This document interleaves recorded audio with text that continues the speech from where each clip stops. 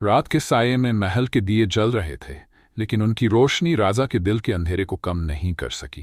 राजा कहान, जो अपनी बेटी राजकुमारी बानो से बेहद मोहब्बत करता था, उसके बिछड़ने के गम में पूरी तरह टूट चुका था। उसकी आंखों से आंसू रुकने का नाम नहीं ले रहे थे।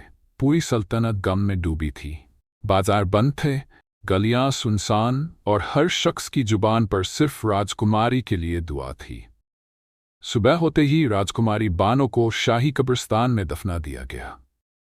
राजा, दरबारी और हजारों लोगों की मौजूदगी में जमीन ने राजकुमारी को अपनी आगोश में ले लिया। लेकिन राजा का दिल ये मानने के लिए तैयार नहीं था। अगली सुबह राजा जब अपने वजीरों और सिपाहियों के साथ कब्रिस्तान पहुंचा तो उसके हाथ में ताज़ा गुलाब थे, जिन्हें वह अपनी बेटी की कब्र पर रखना चाहता था।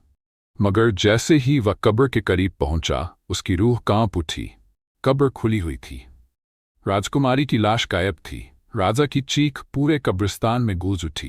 दरबारी सकते में आ गए और सिपाहियों ने फौरन पूरे इलाके को घेर लिया। राजा की हालत बिगड़ गई और उसे बेहोशी की हालत में महल ले जाया गया। हकीमों ने इलाज किया, मगर वह होश में नहीं आया। 4 दिन बाद जब राजा को होश आया तो उसकी आंखों में वीरानी थी। उसकी बेटी की लाश की गुमशुदगी ने उसके जख्म को और गहरा कर दिया था।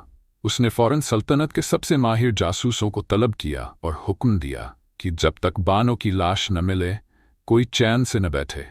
ये कोई मामूली चोरी नहीं, ये मेरी बेटी की बेइज्जती है। पूरी सल्तनत में तलाश करो कि ये जुल्म किसने किया।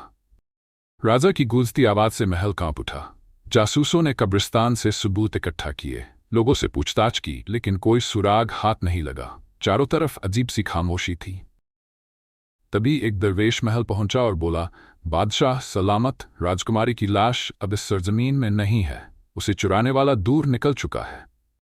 उधर एक रहस्यमयी काफिला रात के अंधेरे में सल्तनत की सरहद पार कर चुका था। काले घोड़े पर सवार एक नकाबपोश शख्स एक ताबूत की हिफाजत कर रहा था। ताबूत में राजकुमारी बानो की लाश थी।